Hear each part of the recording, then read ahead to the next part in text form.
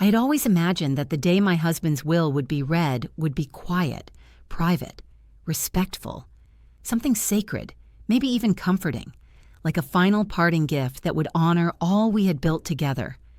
But as I sat there in that cold, wood-paneled office, surrounded by my son, his wife, and a lawyer I barely knew, it didn't feel sacred at all.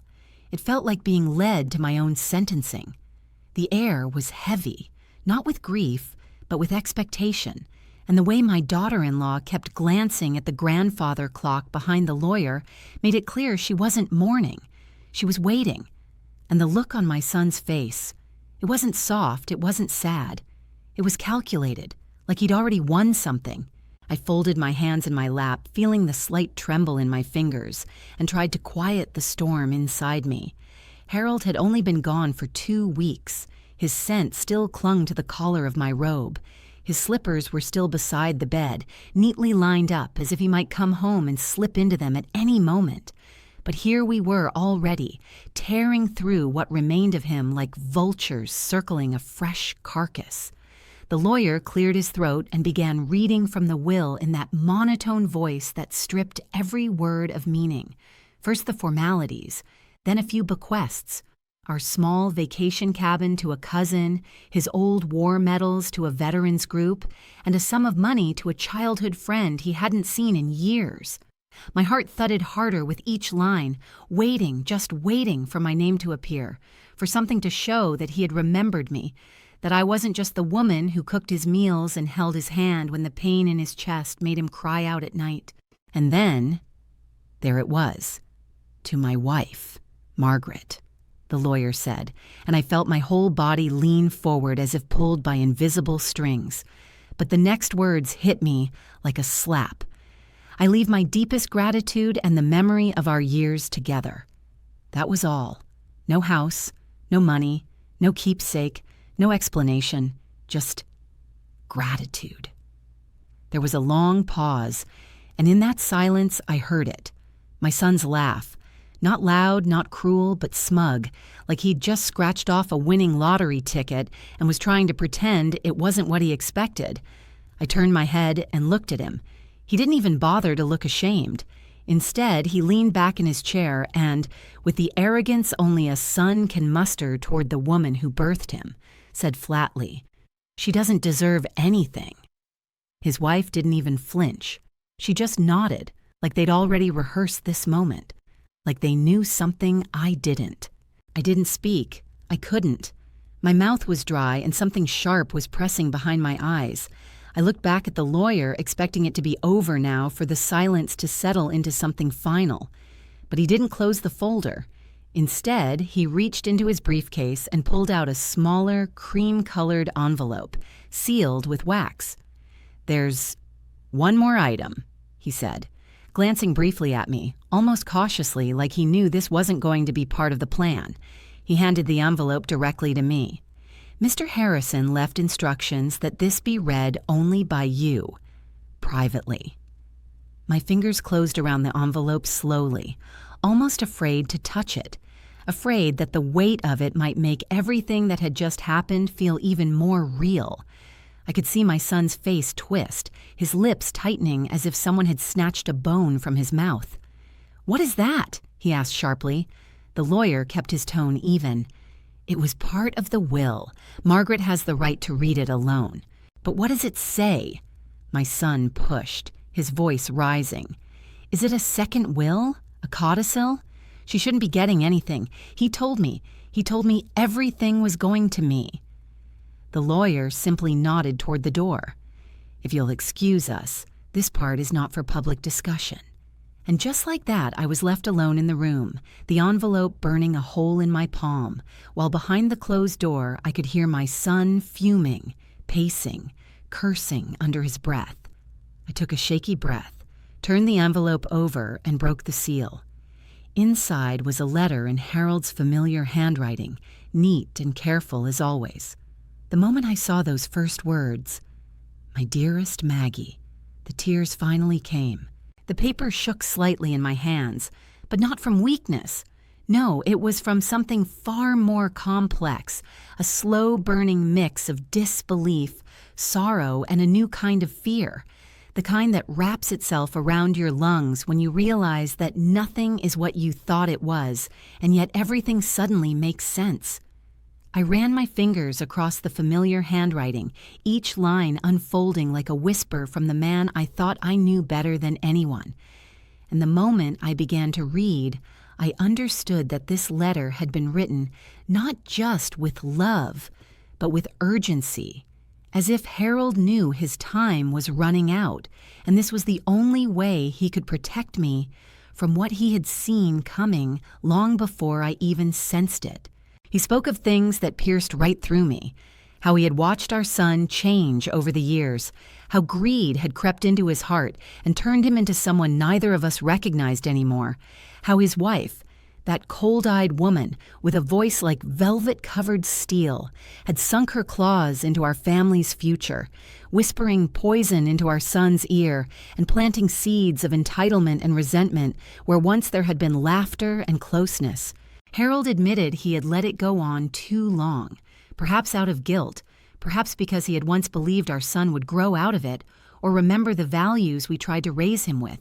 But in the end, he saw too clearly that if something wasn't done, everything we had worked for, saved for, bled for, would end up in the hands of people who viewed me as an inconvenience, a nuisance, or worse, a target.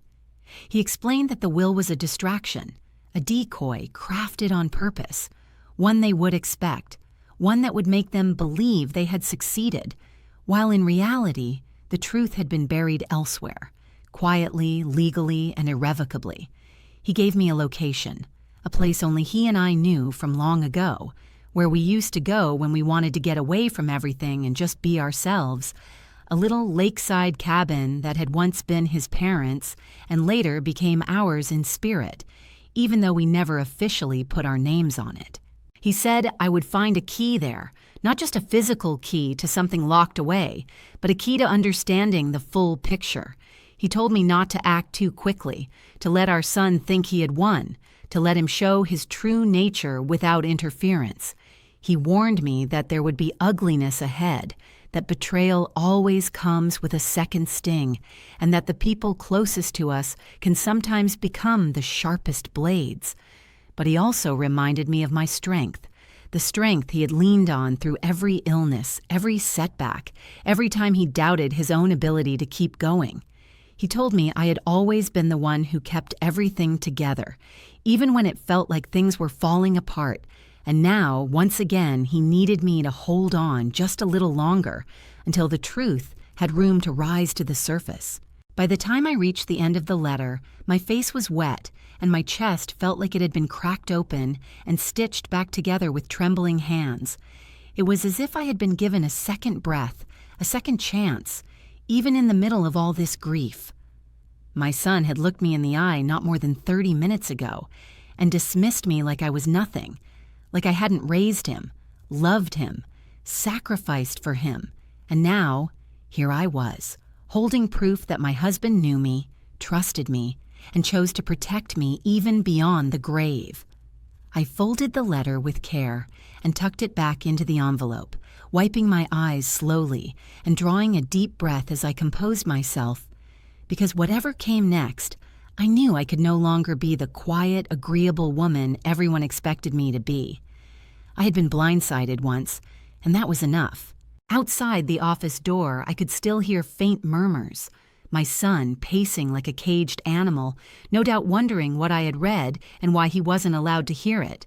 He had no idea that the battle he thought he had won had only just begun, and that the woman he tried to erase from the story had been handed the one thing he couldn't take, a second chance to rewrite the ending.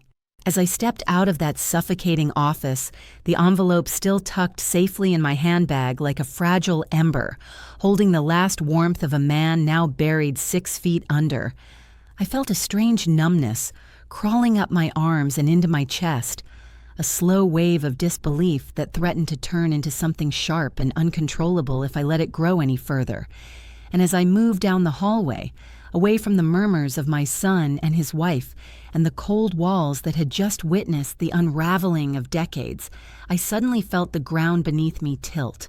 Not physically, but in that emotional way, like the floor had slipped just enough for your balance to falter, but not enough for you to fall, just enough to remind you how fragile everything really is.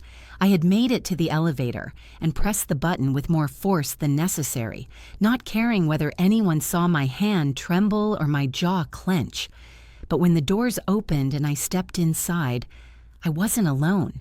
There, standing already in the corner with her back to me, was my daughter-in-law, arms crossed tightly, her face a mixture of triumph and something colder, something calculating and amused, like a cat watching a trapped bird flap in vain against the window pane. For a moment we said nothing, and I didn't dare move or breathe too loudly, afraid that even the smallest sound might crack the dam that was barely holding everything inside. She turned slowly to face me, her eyes scanning me from head to toe, and though she didn't speak, the smirk at the edge of her mouth said everything she thought she didn't need to say aloud. The elevator doors closed, and we began descending in silence, and yet the air felt heavier than it had in that stuffy office, and I could feel my heart thudding in my throat as if trying to warn me, trying to push me into action before something irreparable happened. My hand moved instinctively toward my bag, resting on it like a reflex, and I caught her glance shifting just briefly to that gesture, to the envelope hidden inside, and in that instant I saw it. Recognition, curiosity, maybe even suspicion flickering behind her eyes. I realized she was trying to read me, trying to figure out what was in that letter, trying to see if it had changed anything or ruined their perfect little plan. The seconds dragged, and I felt my chest tighten, the weight of grief and anger and betrayal all crowding together inside me, building into something that begged to escape. And for a split second, I felt the overwhelming urge to speak, to confront, to throw the truth in her face and watch her mask crumble. But then, just as my lips parted, the elevator shuddered. Not stopped, not broken. Just a sudden, jarring jolt, the kind that makes your breath catch and your knees flex instinctively, and I reached out blindly to steady myself, grabbing the railing behind me as the lights flickered for half a second. In that tiny sliver of time, everything suspended, the breath, the hate, the words I almost said, and then the motion resumed, and so did I, swallowing the fire back down where it came from, forcing my shoulders to stay still and my face unreadable. She looked at me again, but this time there was a flicker of something else. Not concern, not exactly, but perhaps uncertainty, as if the little shake in the elevator had reminded her too that control is a fragile thing, and that no matter how carefully you plan, the ground can always shift beneath your feet. When the doors opened, we both stepped out without a word, walking in opposite directions like two strangers who shared nothing at all. And yet we both knew that something had changed in those 30 seconds of stillness. I clutched my bag tighter as I stepped outside into the bright sunlight, blinking against the sudden warmth, and I knew right then that I had almost let my emotions burn everything down in that elevator, almost let myself give away the one thing Harold had entrusted to me, and it was only by some strange twist of fate, or maybe his hand from the other side, that I hadn't. And so I walked to my car in silence, the engine purring beneath my fingers as I turned the key, the letter safe, the secret still mine, and for now, that was enough.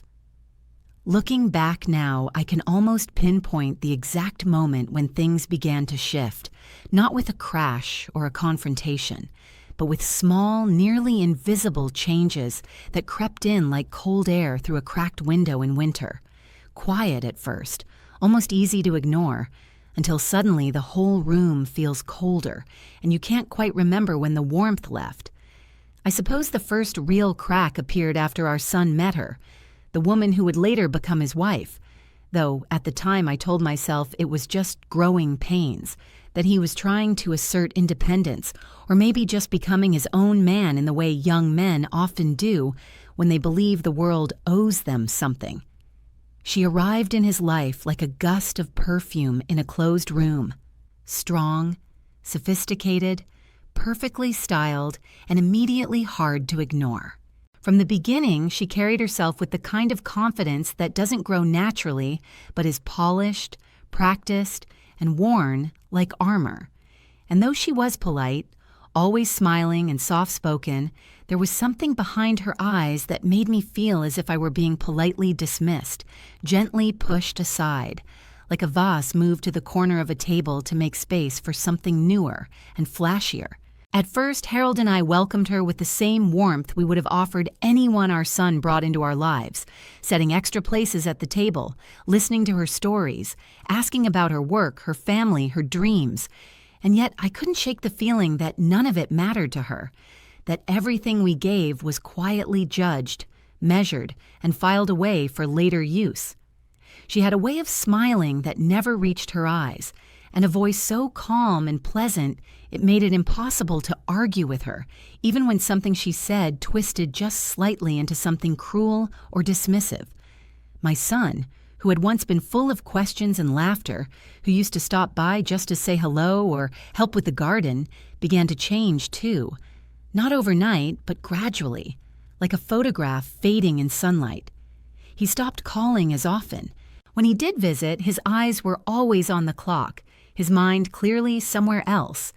And when I asked if everything was all right, he would brush it off with a quick answer that felt rehearsed. They married quickly, and from that point on, I began to feel the invisible walls closing in. She took over the planning of family gatherings, choosing places that made me uncomfortable or times that conflicted with long-standing traditions, always with a smile, always with a justification that made it sound like she was doing us a favor. They stopped staying over on holidays. He began answering my calls less frequently, and when he did pick up, there was a tone in his voice, something clipped and tired, as if my very voice was a burden to him. I shared my worry with Harold once quietly, one evening while we were sitting by the fire, and he listened, nodding slowly, the weight of age and disappointment settling into the corners of his face. But even then, he tried to soothe me, tried to convince us both that maybe our son was just busy, adjusting to married life, finding his place in the world. But it wasn't just busyness, it was distance, intentional and growing, and no matter how I tried to reach across it, something or someone was always pushing back, always reminding me that I was no longer at the center of his world, perhaps no longer even a part of it. It hurt more than I ever admitted aloud, more than even Harold truly knew, because there is something profoundly unnatural about watching the person you raised, whose scraped knees you bandaged, and whose nightmares you soothed, become a stranger who looks through you like you're part of the wallpaper. I tried not to blame her, tried to believe it was just life, just change, just the passing of time. But deep down, I felt it. This wasn't just life drifting apart. It was a choice, a calculated detachment, and she was at the center of it. Still, I remained silent, swallowing the ache, smiling through every gathering, baking his favorite cookies even when I wasn't sure he would show up, sending cards and gifts and reminders that I was still here, still loving, still willing to give. But with every unreturned call and every forgotten birthday, the silence grew heavier and the cracks turned into chasms. And though Harold never said it directly, I began to see it in his eyes too. That quiet sadness, that soft grief reserved for the kind of loss that doesn't involve death but is no less permanent. It's strange how betrayal never arrives with a bang or a scream, how it rarely announces itself with raised voices or dramatic exits, but instead seeps in through the quiet moments, the missed glances, the subtle exclusions, the decisions made without your presence or your input. And I remember the first time I truly felt that something important was being taken from me, not with force, but with silence so intentional it might as well have been a slap. I had gone into the study one evening to find a document, just a recipe scribbled down in Harold's handwriting years ago, tucked into an old drawer where we kept bits and pieces of our shared life. And as I rummaged through the familiar folders, my fingers brushed against a manila envelope I didn't recognize. Inside, there were property documents I hadn't seen before. Updated deeds, revisions, things Harold and I had always managed together, but this time they had been altered, reviewed, and signed without my knowledge, as if I had simply ceased to be part of the process. At first I thought it had to be a mistake. Maybe Harold had forgotten to mention something in all the stress of managing his illness and the growing chaos around us. But the deeper I looked, the clearer it became that this wasn't forgetfulness. It was precision. There were signatures added recently, conversations with financial advisors I hadn't been a part of, and arrangements I had never approved. And though Harold's name was there on the dotted lines, I could feel her fingerprints all over it. Her influence, her planning, her quiet redirection of everything that had once belonged to us. I didn't confront him that night. I didn't ask questions or cry or scream. I just folded the papers back into the envelope, placed it exactly where I had found it, and walked out of the room with a weight in my chest I couldn't name. Maybe I was afraid of what I'd hear if I brought it up. Or maybe I still wanted to believe that I was imagining things, that the boy I raised would never conspire to erase me from the life I helped build. But the signs kept coming, slowly and relentlessly, like small drops wearing down stone.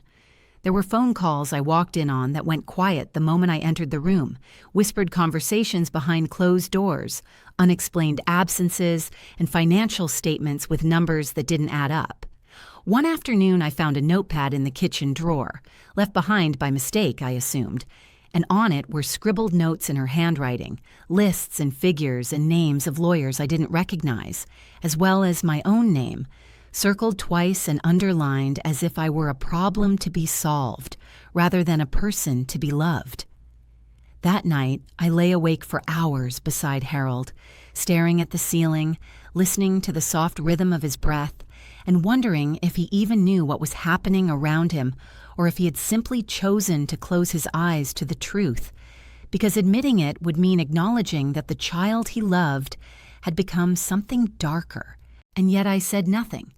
I continued to make dinners, continued to smile at holiday gatherings, continued to write birthday cards and bring out photo albums and pretend that everything was fine, because somewhere deep inside, I still held on to hope that it would change, that the tide would turn and he would see me again. Not just as someone standing in the corner of his life, but as his mother, the woman who had carried him, nursed him, defended him, believed in him even when he didn't deserve it.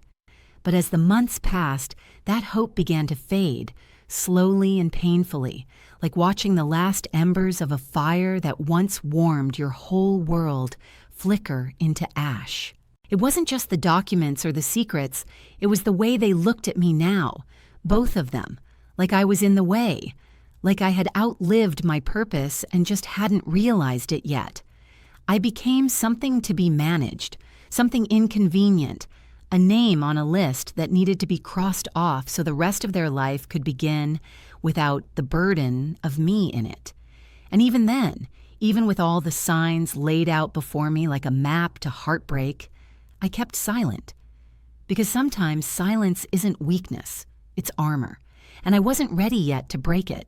The day Harold collapsed in the hallway was the moment everything else faded into background noise. Because no matter how long, betrayal had been creeping through the corners of my life.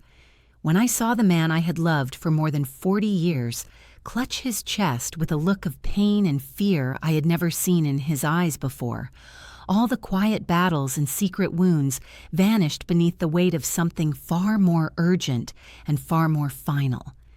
I remember the way his fingers reached for mine, even as the paramedic strapped monitors to his chest and muttered things in tones that were too clinical, too efficient, too terrifyingly calm, and how I had to remind myself to breathe as they wheeled him away, leaving me standing in the doorway of our home with my hands still hanging in the air, empty and trembling.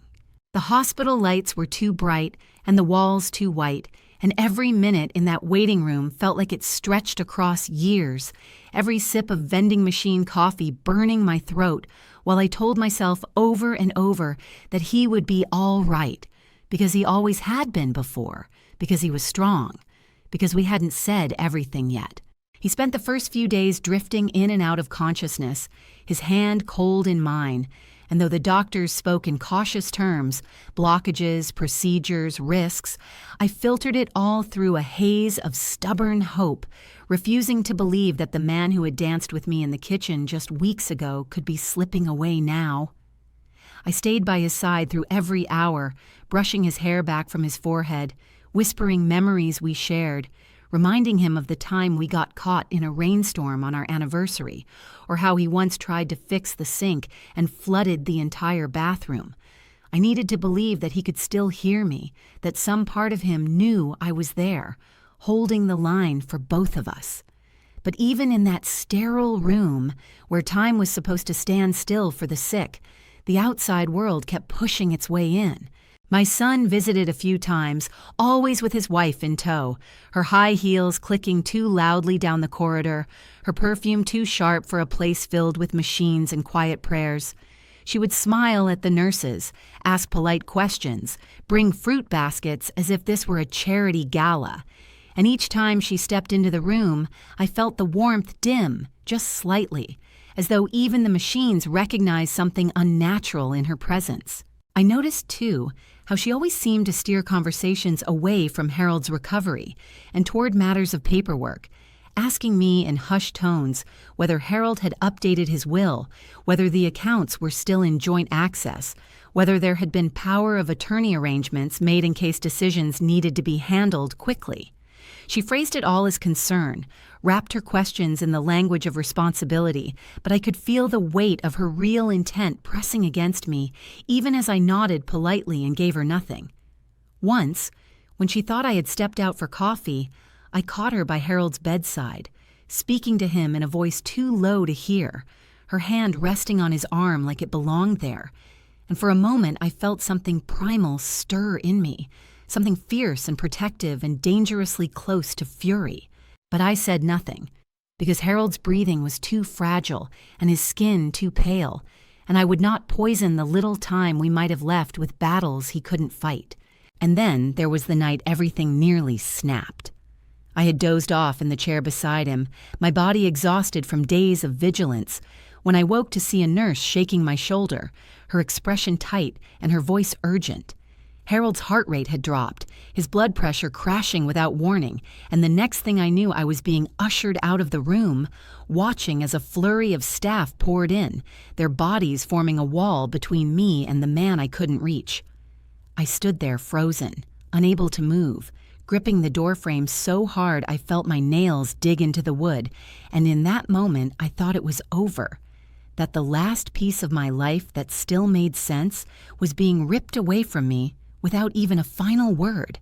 But after what felt like a lifetime, the door opened and a doctor stepped out, sweat on his brow and fatigue in his eyes, and he said that Harold had stabilized, that he was still with us, that somehow he had held on just a little longer.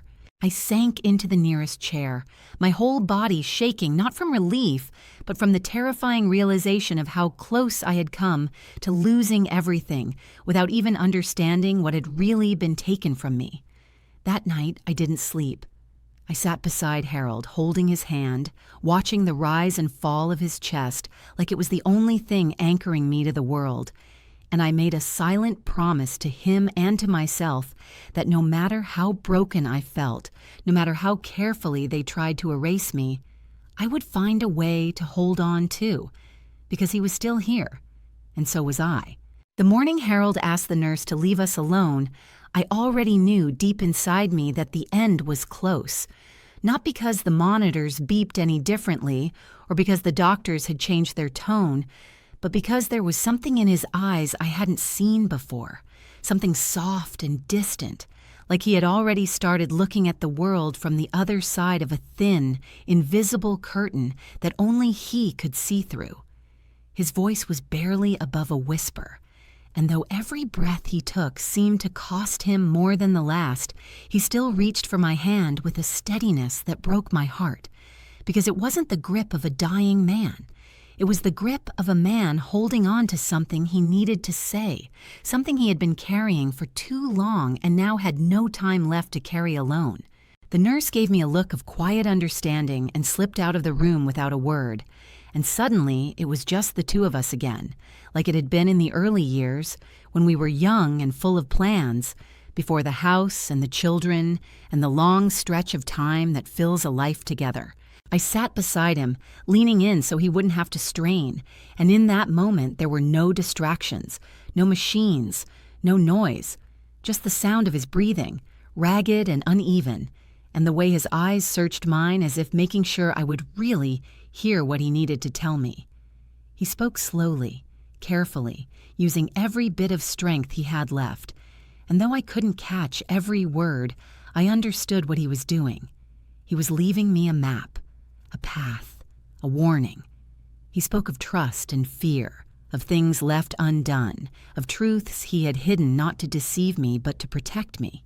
He told me there were details he had put in motion, arrangements outside of the will, things he had tucked away so that our son would never be able to take everything, so that I wouldn't be left with nothing in the name of peace and appearances. He said I would understand soon, that the lawyer knew where to begin, and that everything I needed would come in time if I just stayed quiet, if I let them think I was defeated. He squeezed my hand once more, weaker now, but still with purpose, and I felt something pass between us in that moment that I can't quite explain.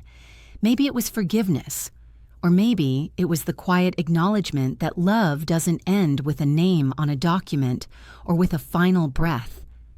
I kissed his forehead and told him I was here, that I wasn't going anywhere, and though my voice didn't tremble, the tears that fell from my eyes landed on his skin like confessions I hadn't been able to say aloud.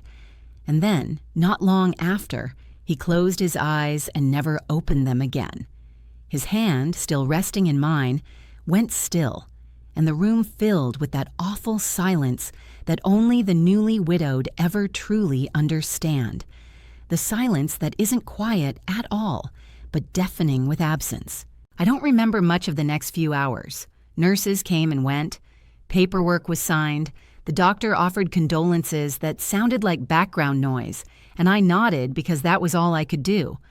My son arrived late, eyes dry, face hard, and his wife stood behind him like a shadow, her arms folded neatly as if we were at a meeting instead of beside a bed that had just stopped cradling the man who held our entire family together. He asked about the arrangements, about the documents, about the will. Not once did he ask how I was holding up. Not once did he sit beside me. And as I looked at him standing there with impatience etched into every corner of his expression, I realized that Harold had seen this coming. Not just his death, but the unraveling that would follow. I left the hospital alone. I drove home with Harold's ring still warm in my palm and the weight of his last words pressing into my chest like armor and grief woven into one. I didn't cry on the way home. I didn't scream or fall apart. I just sat in silence, hands on the steering wheel, the road ahead of me blurry through tears I refused to let fall, and I thought of how love can outlive a body, how it can leave instructions and warnings and quiet acts of protection even after the heartbeat is gone. And I knew, somewhere beyond the pain and the loss and the ache so deep it felt like my bones were hollow, I knew he had left me something they didn't know about, something they wouldn't expect, and all I had to do was wait. The day of the will reading arrived far too soon, and though I had barely begun to process the loss of the man who had shared my life for decades, the world moved forward without pause, dragging me with it, as if grief were just another appointment to keep, another obligation to fulfill. And so I found myself walking into that old law office with heavy steps, my heart still aching, my mind clouded with memories that refused to fade, and the echo of Harold's final words pressing against my chest like a shield I wasn't sure would hold.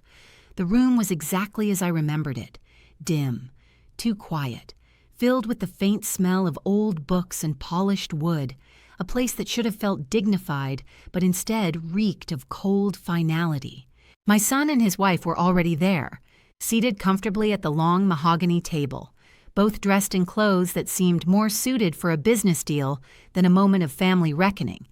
And when I entered, neither of them stood. Neither of them spoke.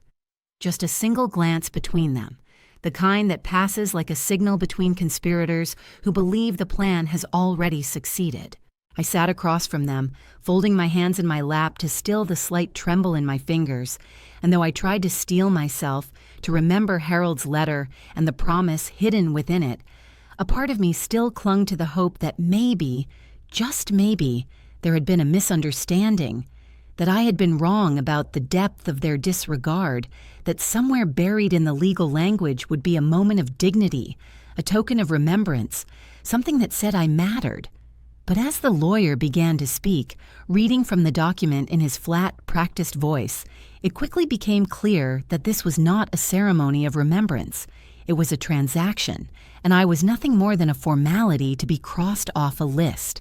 He listed minor bequests first, small items, impersonal and symbolic, tokens sent to distant relatives and charities, as if Harold had been divvying up pieces of a life that no longer felt like mine.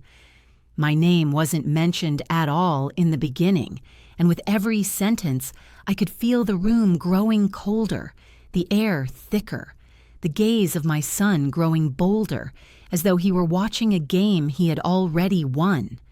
And then finally, it came. The moment my name was spoken, and my heart stopped just for a second, holding on to the last shred of hope that hadn't yet been extinguished. But what followed wasn't recognition, or care, or even a trace of affection. It was an absence made formal.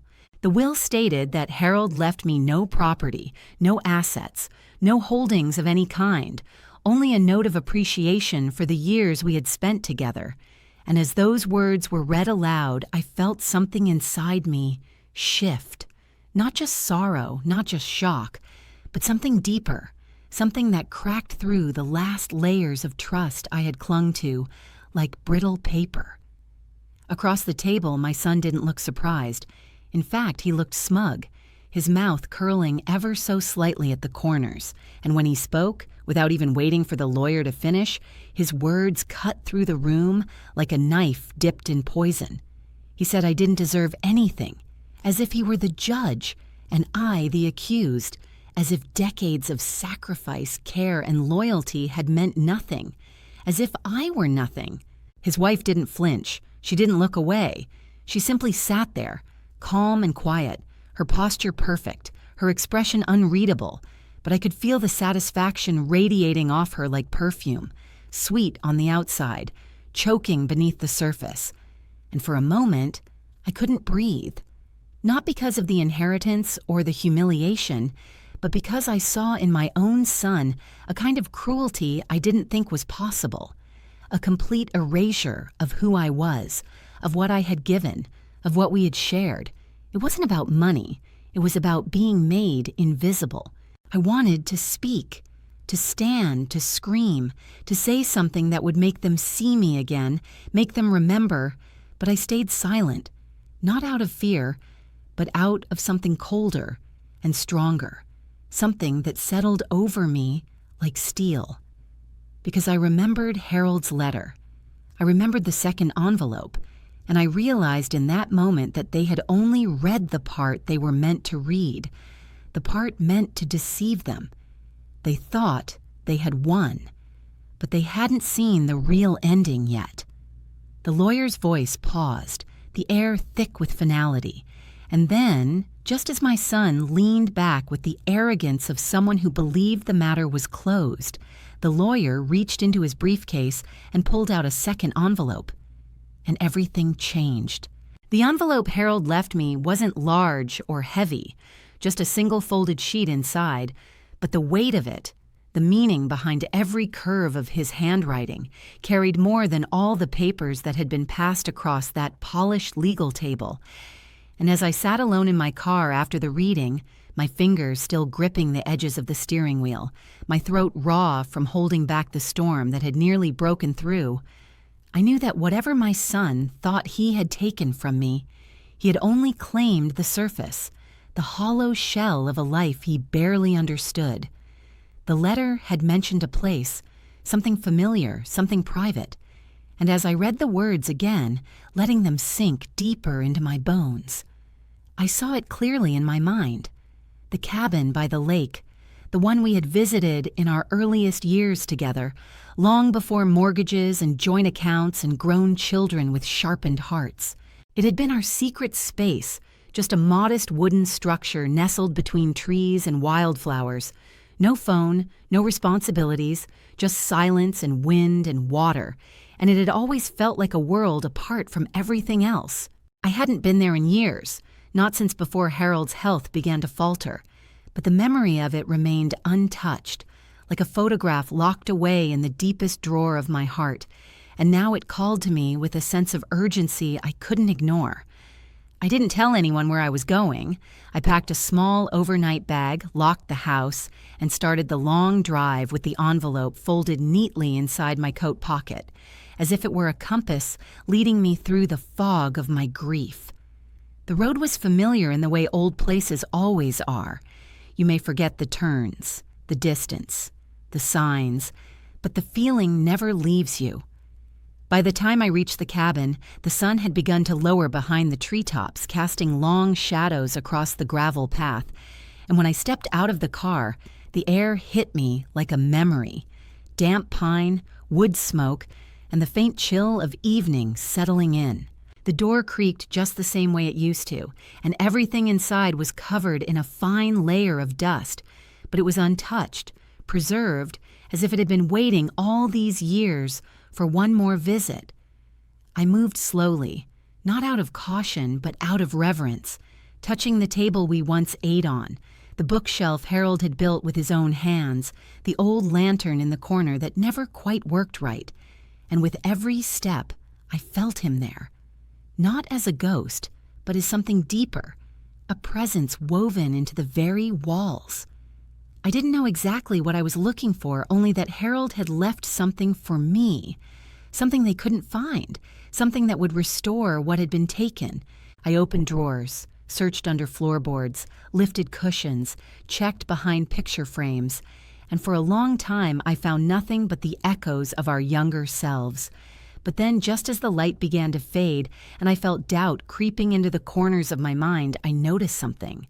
An old metal box tucked beneath the bottom shelf of the bedroom closet, barely visible beneath a stack of faded flannel blankets.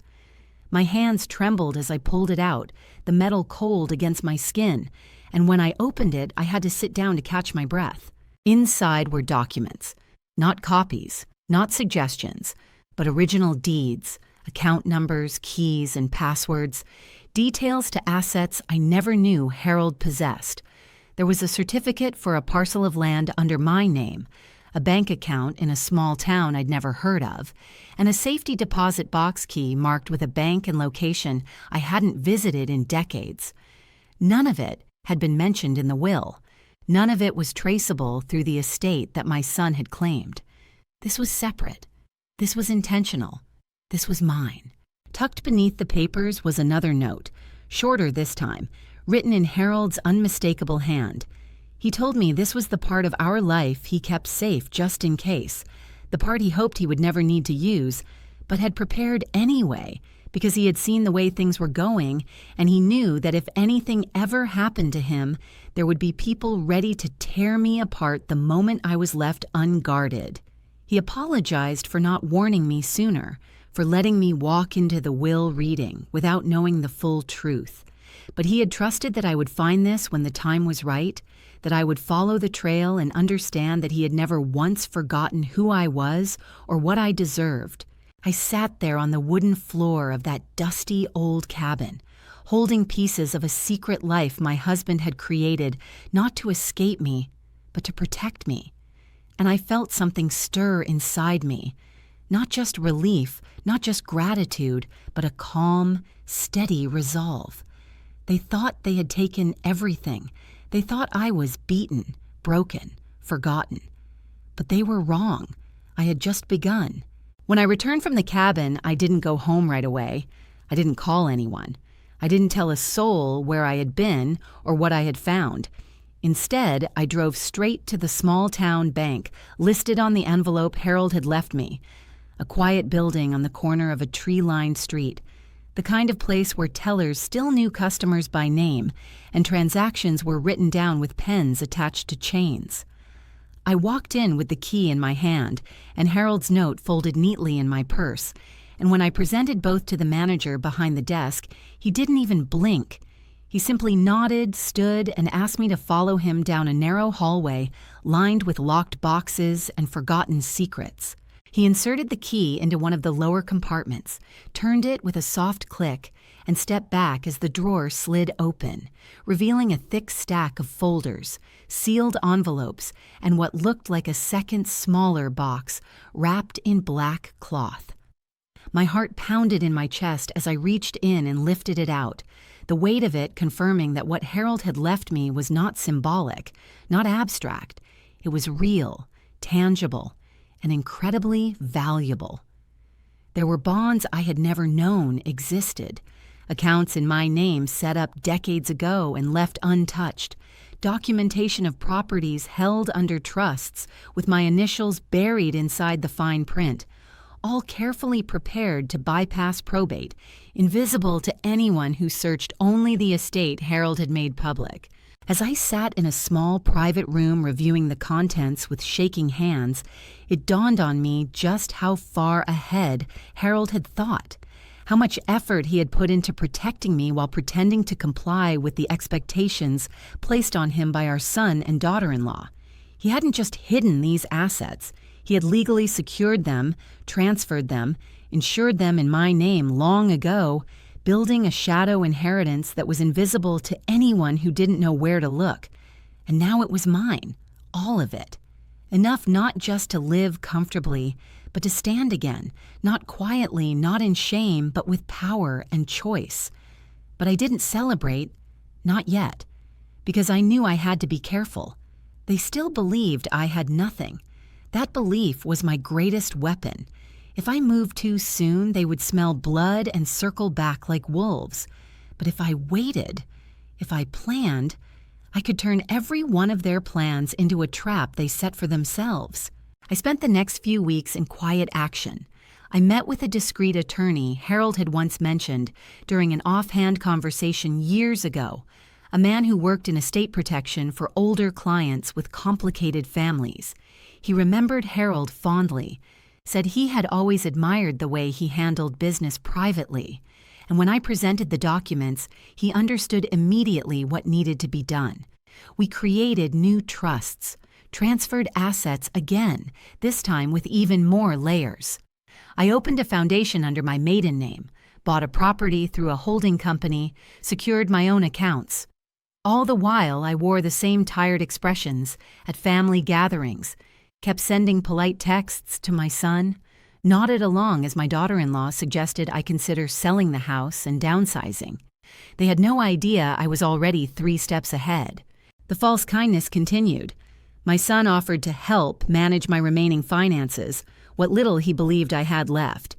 He made suggestions about assisted living communities, framed as concern but edged with impatience, and she began visiting more often, bringing store-bought pastries and fake smiles, circling like a predator too confident in its prey's helplessness. I let them talk. I let them smile. I let them underestimate me. And when the time was right, I would show them exactly how wrong they were. But what I didn't know yet, what I couldn't have imagined, was that they weren't finished. Because just as I began to feel the ground steady beneath me again, as I started to think I had control of the situation, they made their next move. And this time, it wasn't subtle. They tried to have me declared legally incompetent. The letter arrived by courier, sealed in a heavy white envelope with the kind of official markings that immediately unsettle you before you even open them. And as I sat at the kitchen table and slid my thumb under the flap, I already knew, deep in that place where instinct lives, that it wouldn't be a friendly message or a simple misunderstanding, but something designed to rattle, to intimidate, to reduce me further than they thought I already had been, and when I unfolded the papers and saw the words, "Petition for guardianship due to diminished capacity," I felt a calm, chilling clarity settle over me, like the first quiet moment before a storm breaks loose. They weren't just trying to hurt me emotionally anymore. They were trying to erase me legally. My own son had filed to have me declared mentally incompetent, claiming that I was no longer able to manage my affairs, that I had made confused decisions, that I was endangering myself by refusing to sell the house or allow them to assist with my living situation, and though every line in the document was dressed in polite legalese, the message was unmistakable. They wanted me out of the way permanently. I sat in silence for a long time, the papers spread before me like shattered glass, each page a fragment of betrayal sharper than the last, and what struck me most wasn't the audacity of their plan, but how carefully they had crafted it. They had collected statements from doctors I hadn't seen in years, twisted harmless anecdotes into signs of decline, even presented my reluctance to answer their questions as evidence of paranoia. And then, tucked deep in the filing, a request for emergency powers to freeze my assets, take control of my property, and begin the process of placing me in a care facility pending review. They were wasting no time. They thought I was weak, distracted, overwhelmed. They thought grief had left me vulnerable. They thought I had no one to defend me. They were wrong. I picked up the phone and called the attorney I had been working with in secret, and within 24 hours, the battle lines were drawn. He filed a response with counterclaims and documentation of my full mental capacity, along with affidavits from 2 independent specialists we had arranged in advance, just in case something like this happened. He presented the trust structures, the accounts, the legal protections Harold had put in place, all of which were separate from the estate they thought they controlled, and when the court date was set, I didn't show up small or afraid. I walked in with my spine straight, my paperwork in hand, and my silence sharpened into something they didn't expect. The look on my son's face when he saw me seated at the table across from him, not confused or broken, but composed and ready, was the first victory. His wife kept whispering to him, her confidence slipping, her eyes darting toward my attorney and the neat pile of evidence he placed calmly on the table. The judge reviewed everything methodically, but it didn't take long for the mood in the room to shift.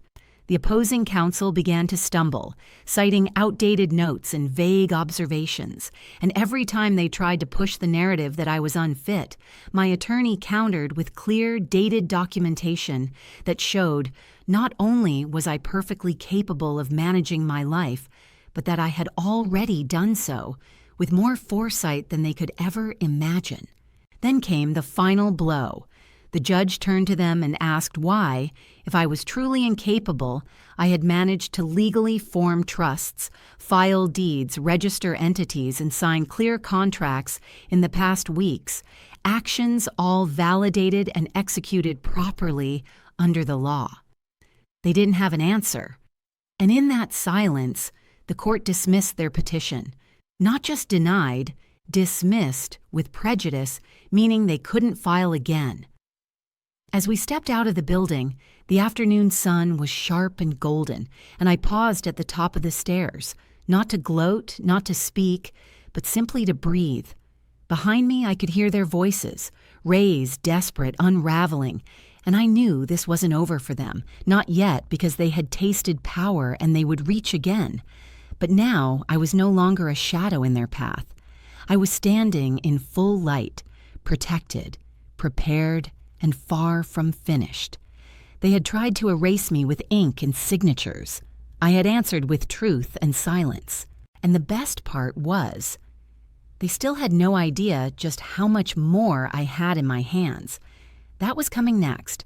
I thought the courtroom victory would buy me peace, or at the very least time, a window in which I could breathe freely again, rebuild some sense of normalcy, even if quietly, even if alone. But the silence that followed was not peace at all.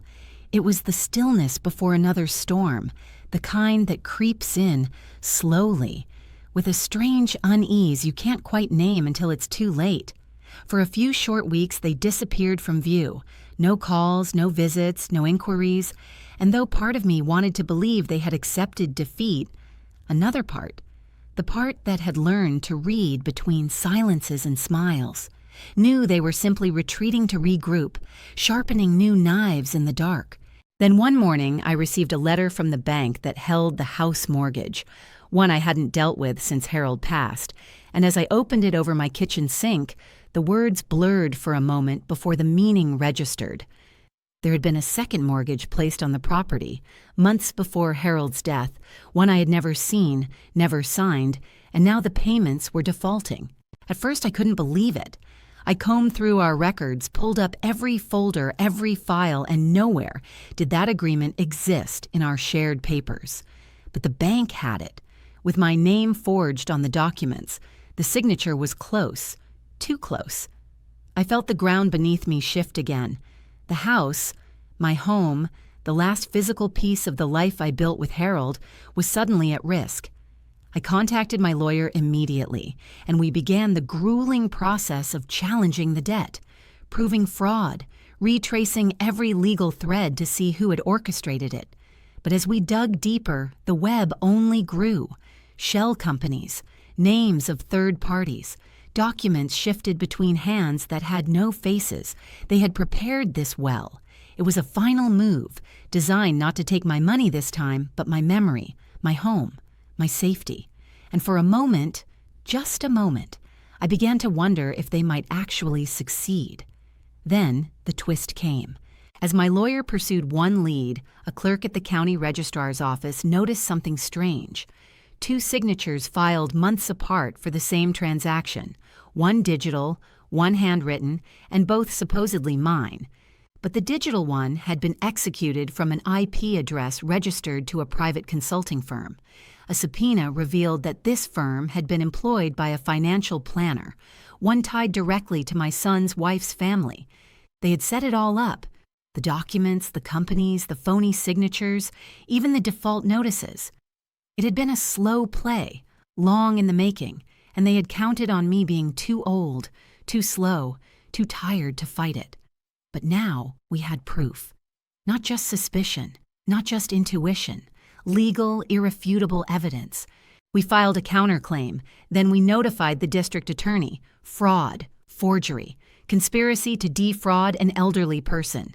The weight of it all fell fast and hard. I was no longer the one being examined. I was now the witness, and they were the accused. When my son was brought in for questioning, his face, once so confident, so dismissive, finally cracked. And when he realized that it was his wife's digital trail that had betrayed them, the cracks split wide open. He turned on her, and she, for all her cold elegance, was not ready to stand alone. Their empire of manipulation collapsed in a matter of weeks. The house was cleared. The debt dissolved. Charges were filed. Accounts were frozen. They were exposed not just to the law, but to the entire community they had so carefully cultivated an image within. And no matter how many smiles she gave or how many excuses he whispered, no one could unsee what they had done. But I wasn't finished. The final court date was short and quiet, almost anticlimactic compared to the months of chaos, filings, testimonies, and quiet endurance that had led us here. And as I sat in the back of the courtroom, listening as the judge read the charges aloud and issued the ruling that would officially close the door on everything they had tried to do, I didn't feel the surge of satisfaction I once imagined I might. I didn't feel anger or victory or even triumph. What I felt instead was something softer and deeper, relief. Not just from the legal battle or the noise or the endless strain, but from the weight of having been unseen, unheard, quietly erased by the very people who should have stood by me. The charges against my son and his wife would proceed. The fraud had been documented, the forgeries traced, the lies exposed. They would pay in ways I never had to demand. Because truth, once set loose, has a way of doing its work on its own. I left the courthouse alone. I didn't stop for coffee. I didn't answer any of the calls that started flooding in once the news broke in the local press. I drove home slowly, the long way, past streets I hadn't seen in years, watching the trees pass by in a blur of green and gold. And when I finally reached my driveway, I sat in the car for a long while before stepping out, as if letting my body catch up with the quiet inside my mind. The house was just as I had left it, still warm, unchanged, but something inside me had shifted for good. I walked room to room, touching the backs of chairs, running my hand along the edge of the banister, pausing at the photo of Harold and me on the mantel, our smiles frozen in a time before any of this had begun. And I whispered a thank you, not just to him for protecting me so completely, but to the woman I had become because of it. In the months that followed, I made changes. Not loudly, not suddenly, but with quiet certainty. I sold one of the properties Harold had tucked away from me and bought a small house by the coast, just far enough from the city to breathe, close enough to feel connected when I wanted to. I donated part of the trust to a foundation that helps women fight elder abuse, something I once never thought I'd be a victim of. I began painting again, something I hadn't done in decades. I walked by the water every morning, wrapped in silence, sometimes with a book, sometimes with just my thoughts. And slowly, the ache that had settled deep in my chest began to dissolve. Not disappear completely, but soften, like a scar that no longer throbs when touched. I heard rumors that my son had taken a job in another state, far from the whispers and side glances, and that his wife was no longer his wife. I didn't follow up. I didn't call. I had no more interest in their apologies than I did in their excuses. They had made their choices, and I had made mine. One evening, I sat on the porch of my new home, the sky melting into orange and lavender over the horizon, a cup of tea in my hands, and a warm shawl draped over my shoulders. And for the first time in years, I felt completely still, not waiting for the other shoe to drop, not bracing for the next blow, not hiding from anyone, just still. I reached into the drawer beside me and pulled out the last letter Harold had written, the one I had kept sealed all this time, the one he had told me to open only when I finally felt safe again. I unfolded it slowly, the paper thin and familiar beneath my fingers, and I read his final words. He told me he always knew I was stronger than even I believed, that he never doubted I would rise, and that he loved me not because I gave everything, but because I never stopped being myself, no matter how small they tried to make me. He said he hoped, more than anything, that when it was all done, I would finally choose peace, not revenge. And I had.